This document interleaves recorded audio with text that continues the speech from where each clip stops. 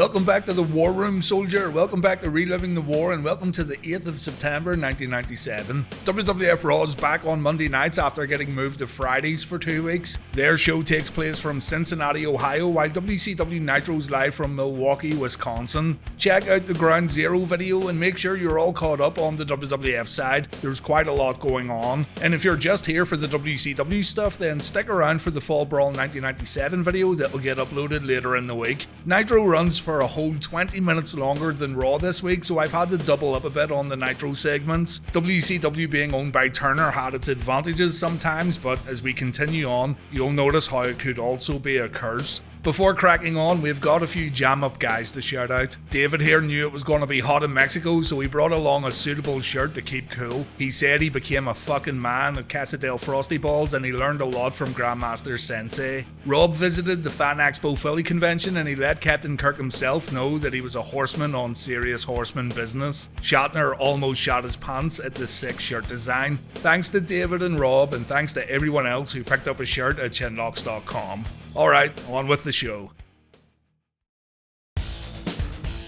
WCW Nitro opens up as usual. The commentators talk about the superstars we're going to see tonight, but then Eric Bischoff shows up and he demands the guys in the truck play a video. A replay of the NWO mocking the Horsemen gets played, but then the replay abruptly ends. We go back to the arena and the Horsemen have chased off Eric Bischoff. Flair demanded that the tape got stopped, and the Horsemen then challenged the NWO to get in the ring for a fight. This ends up leading to an in-ring interview with the Horsemen and not a brawl.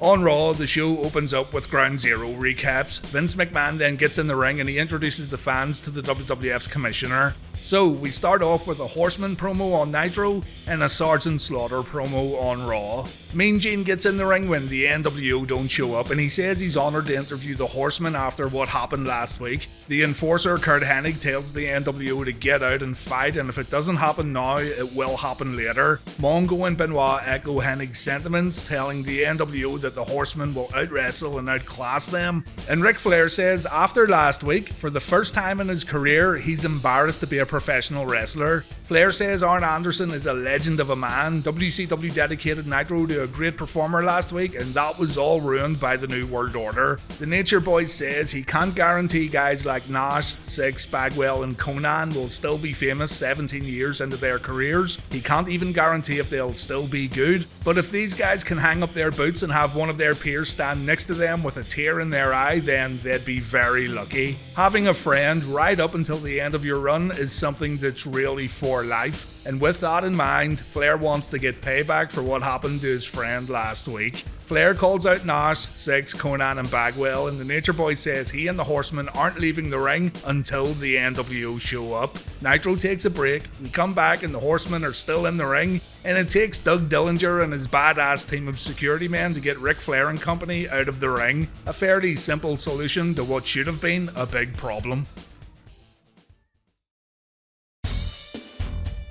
Sergeant Slaughter says it was absolute chaos last night at Ground Zero, and yes, I agree, but you're supposed to maintain law and order, you big bozo, so stop bitching and do your job. Slaughter says the WWF superstars, WWF officials and WWF fans need to realise that things are going to change around here. The Sarge is sick and tired of all this fuckery and the commissioner calls out Steve Austin. Slaughter says Stone Cold was completely out of line last night. He reminds Austin that he's suspended until he gets clearance from a doctor, and Slaughter's sweating bullets now. It's a hard work promo. Slaughter then drops a bombshell. There's going to be a tournament for the Intercontinental Championship and it's going to begin tonight and end at Bad Blood in your house. Slaughter orders Austin to forfeit the title at the pay-per-view and Austin has to present the winner with the championship belt. It's an absolute dick move. Steve Austin makes his way down to the ring and when Stone Cold calls Slaughter a jackass, Vince McMahon demands that Austin show some respect. Austin says he respects no one standing in the ring right this minute. Stone Cold says he's gonna break every law that Slaughter makes. Sergeant Slaughter likes to make orders, but Stone Cold says the only thing the commissioner's been ordering are a bunch of cheeseburgers. In regards to delivering the IC title at Bad Blood, Austin says he'll deliver a can of whoop-ass to Slaughter's front door. Austin says, "Do I make myself clear?" And then he hits the commissioner with a Stone Cold stunner. Just like at Ground Zero, the crowd lose their minds, and this was some clever booking right here. Austin couldn't wrestle just yet, but having him go after officials and authority figures really helped him stay in the limelight.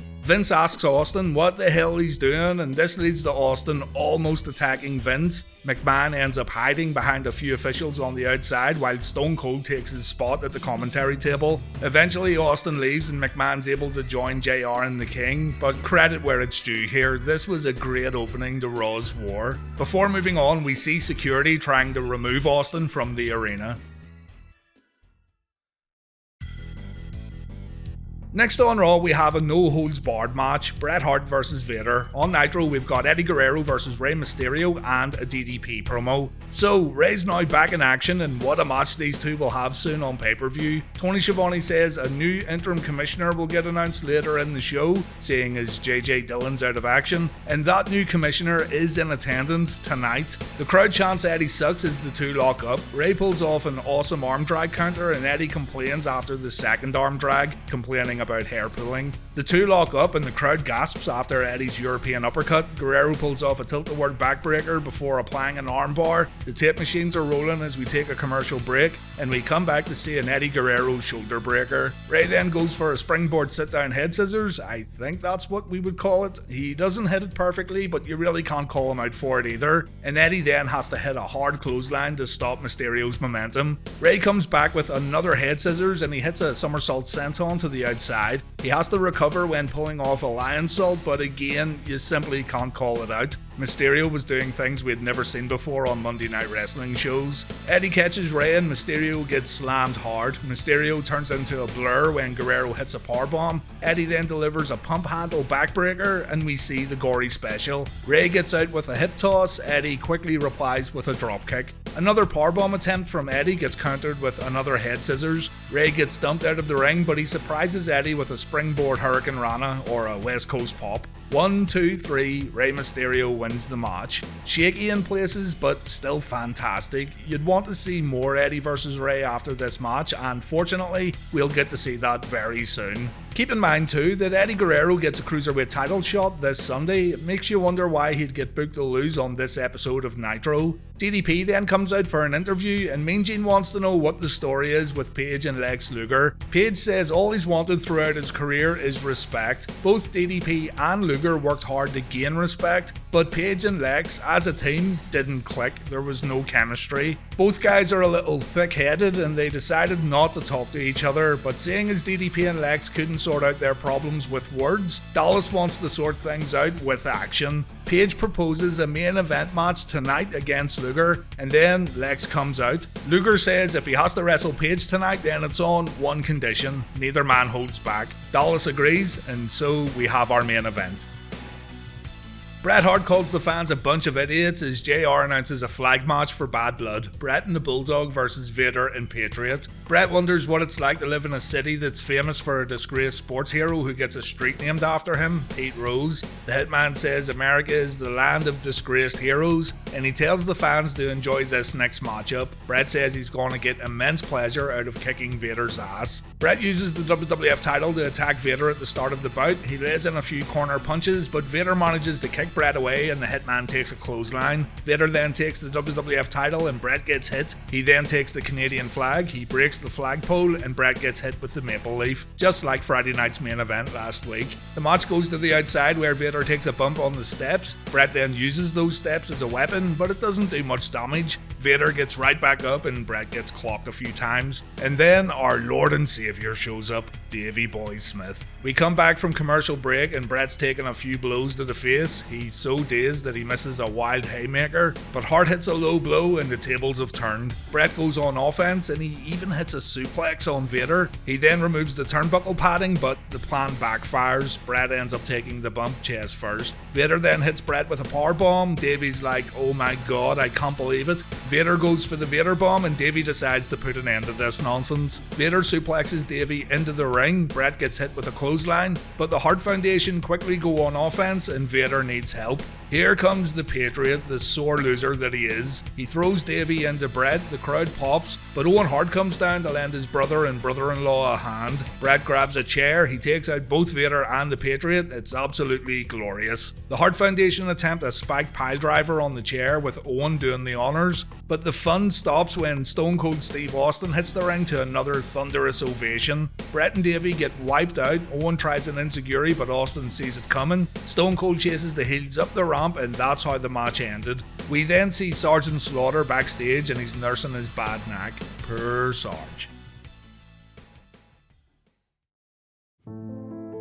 Announcing excellence, the new fragrance for him. The sweet aroma of success, the fragrance of excellence, combines leather found on championship belts, subtle hints of maple syrup, a dash of strawberry jam straight from Calgary, a touch of class, a touch of style, and it's all excellently executed with the musky, masculine scent of Stu Hart's sweaty dungeon.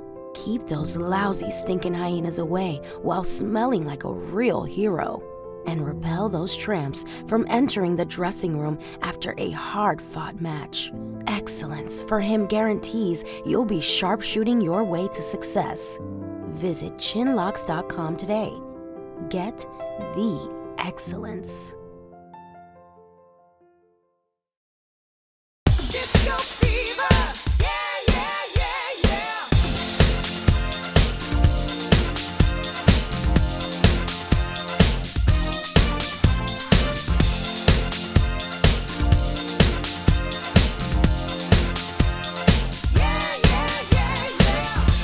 Disco Inferno battles Hugh Morrus on Nitro while the Godwinns challenge the Headbangers to a non-sanctioned match on Raw. So Disco's back and he's looking happy to be in the ring once again. That was until Hugh Morrus almost took his head off with a clothesline followed by a jumping wheel kick. Disco then dodges a corner attack, Morrus falls out of the ring, and what do you know, it looks like we have a new, more vicious Disco Inferno. Imagine that. Even the commentators mentioned that Disco doesn't lack focus like he once did as he slaps the shit out of Morrus twice. Morrus gives Disco a receipt, Disco gets slammed to the mat, and... Beep beep bitches, make way for Alex's juicy sausage. Oh, big bratwurst. Alex Wright appears while Disco's getting mauled in the ring, so Das Wunderkind helps out his best buddy by jumping on the apron and taking a clothesline. Disco then gets powerbombed, Morrus goes for the moonsault, so Alex passes Disco the TV championship. Disco looks confused, Morrus hits the moonsault, Disco gets pinned, and the match is over. Wright helps Disco back to his feet, but not before putting his belt back around his sexy waist. Disco shoves Alex, they have an argument, and Nitro moves on. The tag titles weren't on the line on Raw, saying as this was an unsanctioned challenge, and that's a good thing, because the Godwinns would end up defeating the new tag team champions after Uncle Cletus made his debut. This of course is Tony Anthony, who we last saw in the WWF as TL Hopper. After the match, Henry says everyone in the WWF has someone watching their back, and so the Godwinns have brought in Uncle Cletus. A fucking Godwinn faction is forming on Raw's War, guys. Cletus says whatever he tells his nephews will be good advice and it will be money in the bank. I'm sure it will. I'm sure it will.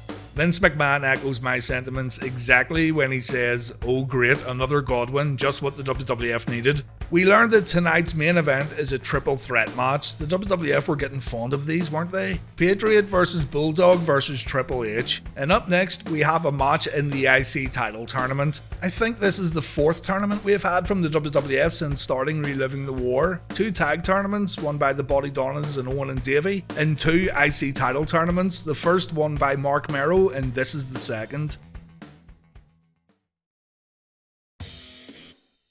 So it's Dude Love versus Brian Pillman in the IC title tournament. Nitro presents an NWO promo and a Chris Jericho versus Brad Armstrong match. So, the boys who parodied the Horsemen come out, Buff's drinking the proverbial cup of coffee in the big time, and Six says Ric Flair isn't upset about Arn Anderson hanging them up, he's upset because Waltman showed everyone how stupid Flair really looks when he comes out acting like the way he does for the past 20 years. The first thing I thought when these guys walked out was that Kevin Nash looks absolutely wasted tonight, and swear to God, he confirms it. I laughed when the first thing Nash said was, "It looks like emotions are a little high right now," while Buff and Six gave Nash a cheeky little laugh. Nash says the NWO are big stars, they don't just do anything they're told to. The NWO make the rules, they have better things to do, so they aren't going to face the Horsemen tonight. Buff decides fuck it, he has nothing better to do. Conan says he's all about that thug life, so Buff and Conan agree to fight the Horsemen just for the sake of it, meaning Nash's speech beforehand was completely pointless. Nash then does the too sweet shtick and too sweet!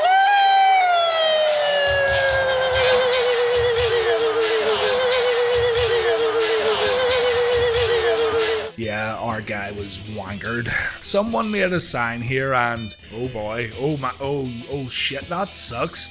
Brad Armstrong came out sporting a new look and a new attitude. Bad Guy Brad versus Chris Jericho takes place next. Eddie Guerrero shows up again just like last week. He tries to get Chris's opponent to give up the match and let Eddie take over. Brad tells Guerrero where to go and he then hits Jericho with a cheap shot. The match then went ahead as planned and Chris ended up taking the lead. He hits Brad with a missile dropkick and when Armstrong's on the outside, Eddie runs back in and he causes a DQ finish. Chris fights back, he applies a lion tamer, but Armstrong helps Eddie out and it ends with both heels giving Jericho a beating. Jericho versus Guerrero for the Cruiserweight belt takes place this Sunday at Fall Brawl.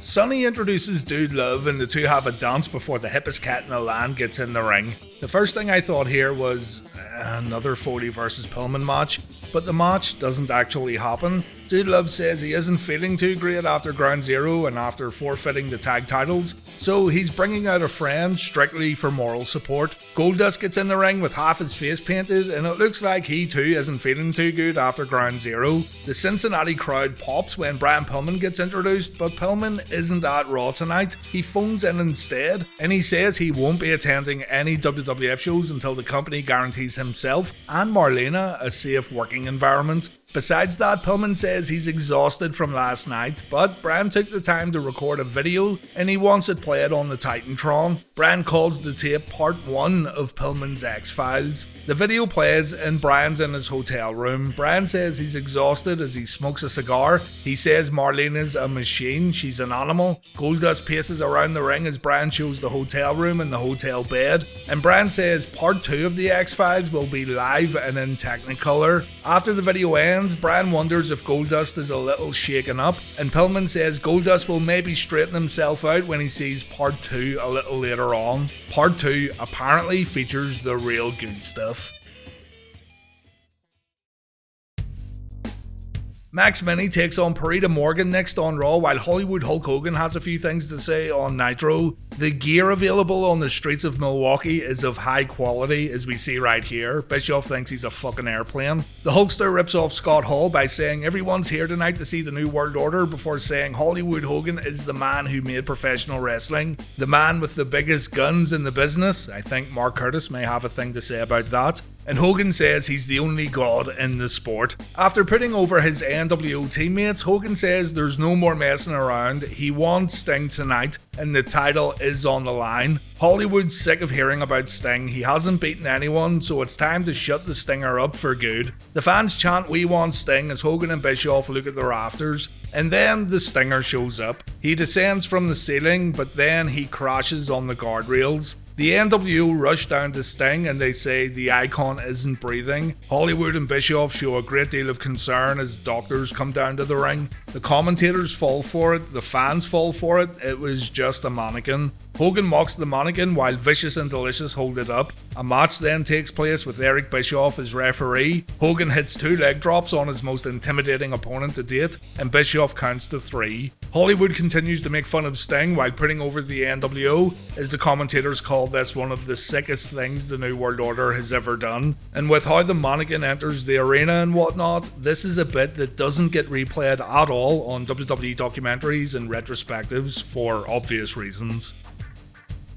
Max Mini vs Morgan the Pirate then. For those who don't know, these matches didn't ever lead to anything major in terms of storyline. Fans would end up enjoying these matches anytime Max Mini was involved. Max became the most well-known of the little wrestlers. He was still making WWF appearances on the Super Astro show in mid-1999. While it's great seeing Max Mini do all his cool little moves, I like watching him take bumps. Max ends up winning this one with a missile dropkick followed by a magistral cradle. After the match, we go to the commentary team and they explain that because of the chaos that took place last night in the Ground Zero main event, a special new match has been created named Hell in a Cell. Shawn Michaels and The Undertaker are going to step into a cage at the next In Your House show, Bad Blood, but the cage will have a roof. When both men get locked in, there will be no way in and no way out. The match can only end in pinfall or submission.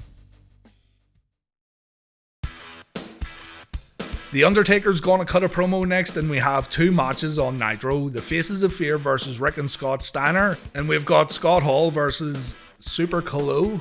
Okay, let's take a look at the Nitro matches first. Rick Steiner's a real fucking man, and the big bad booty daddy's well up there too. The only thing more manly than the Steiners would be two Mings, no offense to the Barbarian. Barbarian shows he's super manly too though by hitting Scott with a power slam right at the opening bell. Rick breaks up the cover, Ming tries to break Rick's face, and this gives the Steiner brothers a chance to pull off tandem suplexes. Rick hits Ming with a Steiner line, the Faces of Fear take a moment to regroup, another fistfight breaks out and it settles down to Rick and Ming. The dog-faced gremlin gets his face realigned with a dropkick. Scott has to save his brother from attempted murder in the corner, and the punishment continues with a running power slam. Barbarian learnt that one from Davey Boy Smith. Ming comes in and Rick tries to bring him down with a sunset flip, but that doesn't work out too well. More double team work from the Faces of Fear follows and Rick needs to tag out. Rick manages to hit a jumping lariat, but he doesn't maintain the advantage. Barbarian misses a diving headbutt and Scott finally gets tagged in.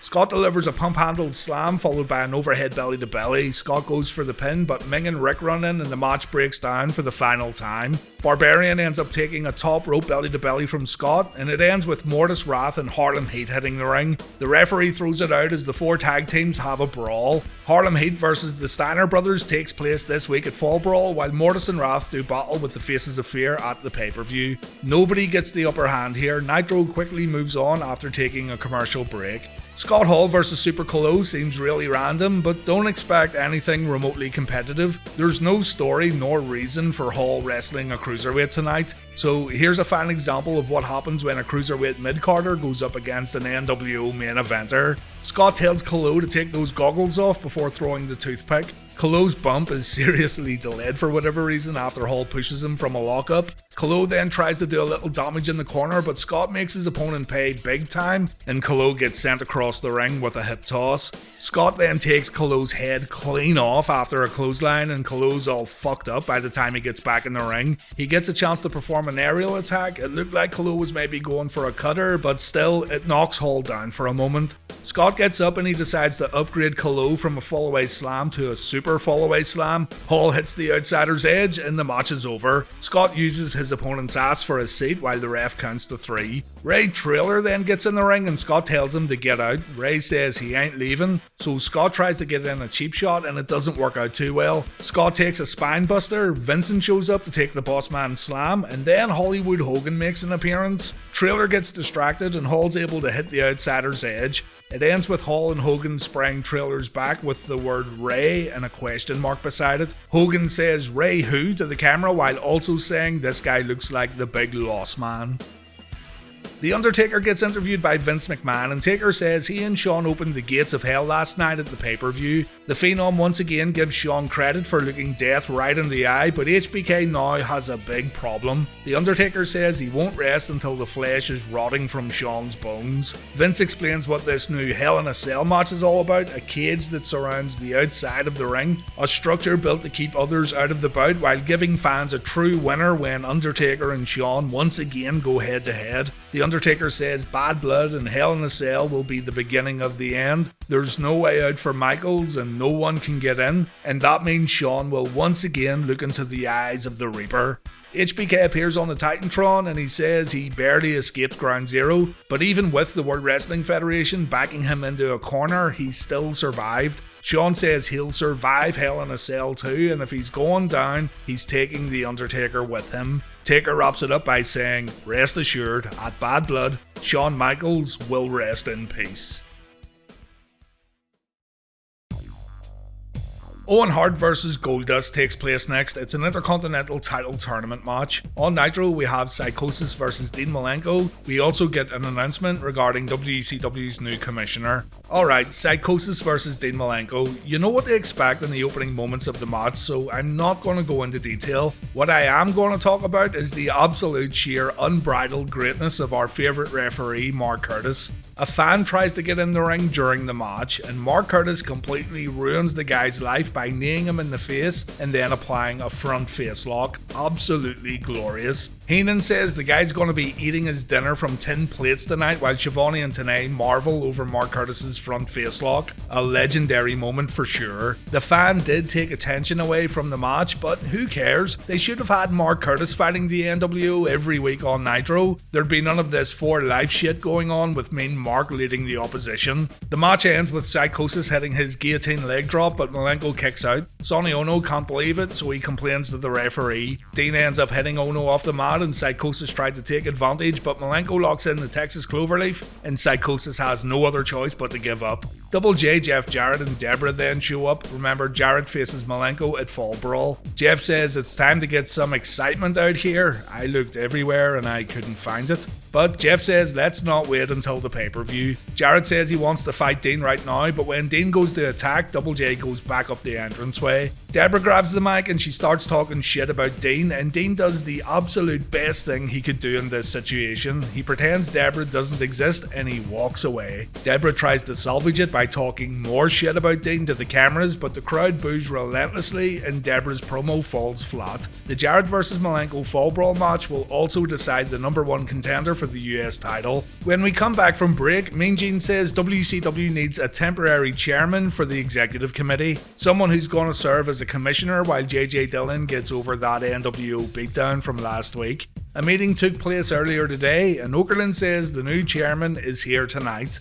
Out comes Roddy Piper. We last saw Piper during his feud with Ric Flair, but that's been completely forgotten about. Piper says he was once president of the World Wrestling Federation, and this gets a round of boos. Piper laughs it off and he says he won't put up with any whining wrestlers. He has 3 things he wants to do, and the first thing on Piper's agenda is to book Hogan vs Sting for the world title. Piper says it's his mission to get that match on TV before the end of 1997. The second thing Piper's gonna do is book himself in a match against Hulk Hogan at Halloween Havoc. Piper vs Hogan in a steel cage has been made official for the October pay-per-view in Las Vegas. The third thing on Piper's agenda concerns War Games this week. Because DDP and Lex Luger can't get on the same page, and because the NWO have been making fun of Arn Anderson, Team WCW has now become Team Horsemen. Ric Flair, Kurt Hennig, Chris Benoit and Steve McMichael will face the New World Order inside the cage. The NWO don't reveal their team, by the way, but it ends up being the guys who made fun of the Horsemen: Nash, Six, Conan and Bagwell. It looks like Sonny's now allowed in the Hart Foundation dressing room, at least when the cameras are rolling. And Sonny wonders if Owen's concerned about Steve Austin lurking around, while Davey's praying that Sonny doesn't say anything incriminating. He's like, can we please get this over with? Owen says he's not afraid of Austin, just look at what Owen did to Austin at SummerSlam. But if Stone Cold wants to interfere, well, he'll have to go through Davey and Bret first of all. Owen says the IC belt's coming back to the King of Hearts, and the road to the title begins now with Goldust. Here's the tournament brackets, and the lazy bastards are using the same graphic as they did for the last tournament. Also, Dude Love vs Brian Pillman is going to get rescheduled, apparently. Goldust was too much of an emotional wreck to get through the match. He attacked while Owen was still removing his jacket. He took it to the outside where he done more damage to the King of Hearts, and even the Hitman felt the wrath of the Bizarre One. Davey Boy Smith got punched off the apron, and Goldust ended up getting himself disqualified after he punched Owen square in the balls. No need for that, mate, Jesus. Bret and Davey jumped in the ring to go after Goldust, and it just hit me here. Where the fuck has Jim Neidhart been? Wasn't he supposed to shave his beard if any member of the Hart Foundation lost at SummerSlam? In researching this, it appears that the Anvil had other commitments he had to attend to. Jim signed with a small-time promotion a while back, and they were threatening lawsuits if he didn't appear. Anyway, Steve Austin makes the save with his trusty broom. The Harts get taken out and they go back up the ramp. Austin then sweeps the ring a little before throwing the broom at Vince McMahon. The crowd goes nuts. Goldust is now left all alone, and we hear from Brian Pillman once again. A video plays where we see Marlena taking a shower. Apparently, we don't actually see her. And Pillman says Goldust's wife is currently getting primed up for round number 2. Brian says he hopes Goldust gets some rest because Pillman's gonna have a hard time, a real hard time, getting any sleep tonight.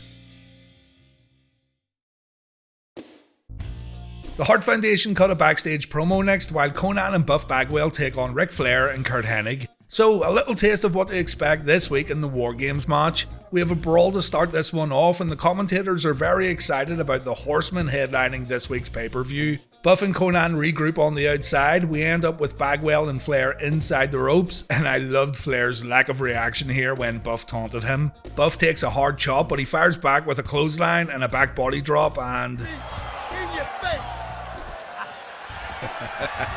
Bagwell gets in Nick Patrick's face before Conan comes in. Flair gets choked out in the corner before Bagwell's back in, and Rick no-sells a thumb to the eye in the corner, opting to chop Buff just one more time. Bagwell lands a dropkick. Flair goes up and over in the corner before hitting Buff with a clothesline. Buff then stops Flair's top rope attack with a superplex. Buff then tries an elbow drop, but Flair dodges it and Kurt gets tagged in. Kurt destroys Buff and Conan, and he's getting a good reaction too. Bobby Heenan helps put over his old friend on commentary. And once again, the NWO take a break on the outside. A chop block puts Hennig down, and Flair has to get pulled away from the heels. This leads to some cheating from Buff and Conan. Kurt takes a little more punishment in the ring, but then Flair gets the hot tag and the Nature Boy lights up Buff Bagwell. Kurt then goes after Buff when Bagwell poses in the ring. He punches Conan too for good measure, but this once again leads to Patrick getting distracted while Flair locks in the figure 4. Conan breaks it up and the match breaks down. Kurt didn't get a tag, but he's treated like the legal man anyway. Flair gets thrown out of the ring, but he trips up Conan and Bagwell from the outside. This leads to Kurt hitting the perfect plex on Conan, and the Horsemen win the match.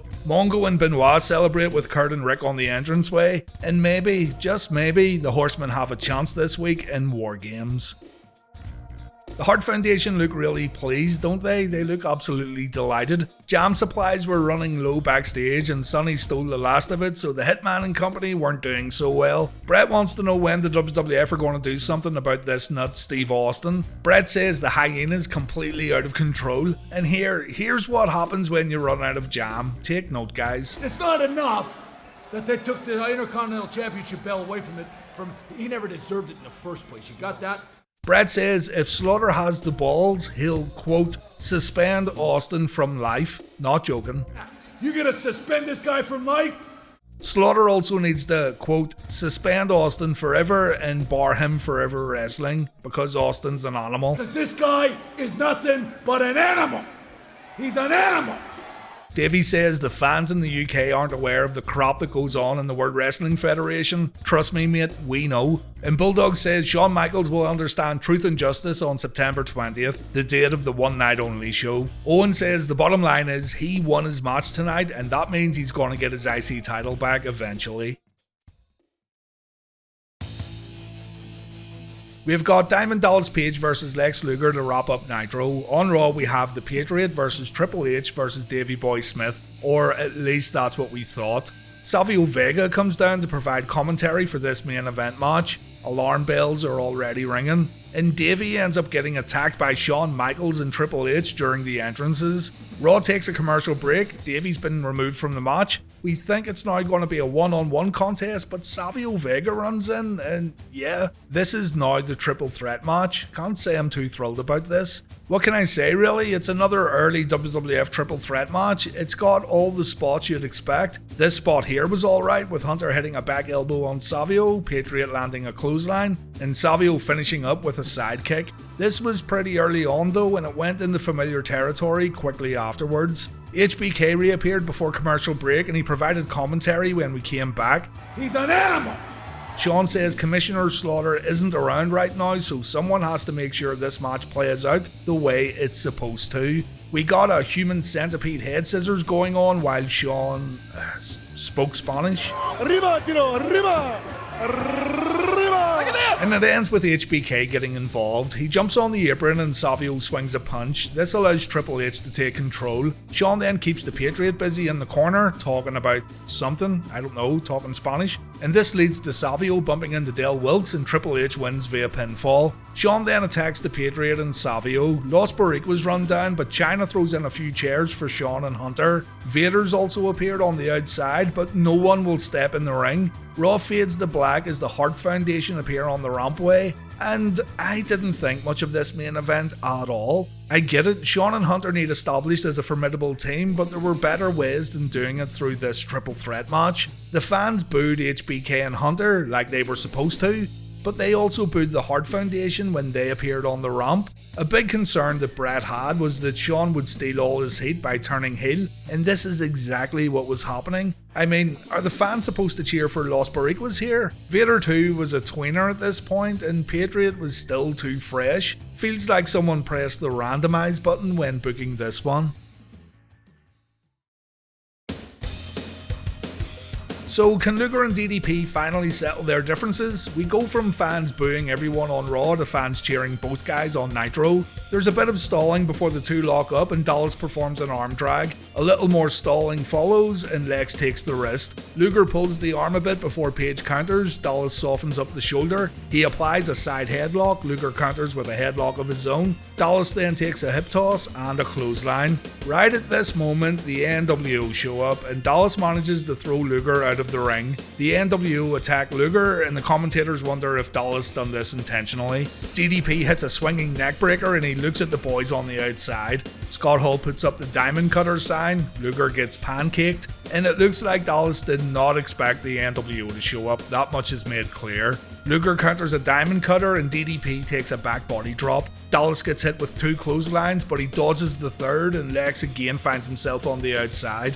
The NWO launch another attack and Dallas helps Lex out. The referee throws the match out, but the crowd pops for Luger and DDP joining forces. But there's too many guys for the babyfaces to handle. Out comes the Giant to even the odds, and the Giant helps clear out the ring, leaving Dallas and Page all alone. Scott Hall says fuck it and he puts on a cheesehead. Dallas and Lex look a little tense in the ring, so Macho eases those tensions by also wearing a cheesehead. The heels go back up the ramp with their sweet headwear while Lex and Dallas shake hands and hug it out in the middle of the ring. A typical Nitro main event, though the crowd did go nuts for Page and Luger reuniting.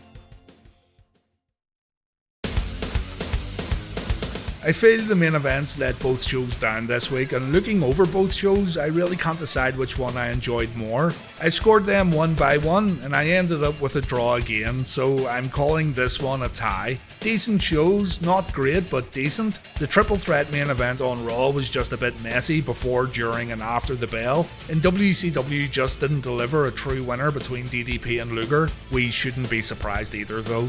This means that Raw's still on 42 points, Nitro's on 43, and we've got 13 ties. After all the messing around with unopposed Nitros and Friday night WWF shows, the ratings didn't change all that much. Nitro dominated Raw, a 4.3 against a 2.2.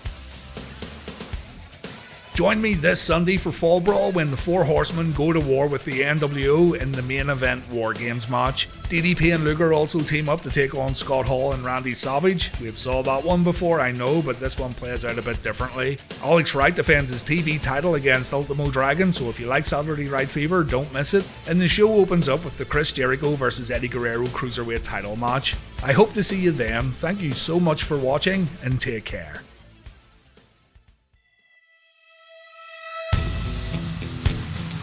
A big thank you to everyone who supports on Patreon. Christian Kirsting, Disney fan SLJK, and Hammy Cake signed up as Hall of Famers, so a special shout out to these guys. You can find Christian on Twitch at DocChristian, and Hammy Cakes can be found on Twitter and Twitch at HamCakesDeluxe. Check them out if you want to get in touch with other fans of wrestling bios. Thanks again to everyone who supports on Patreon.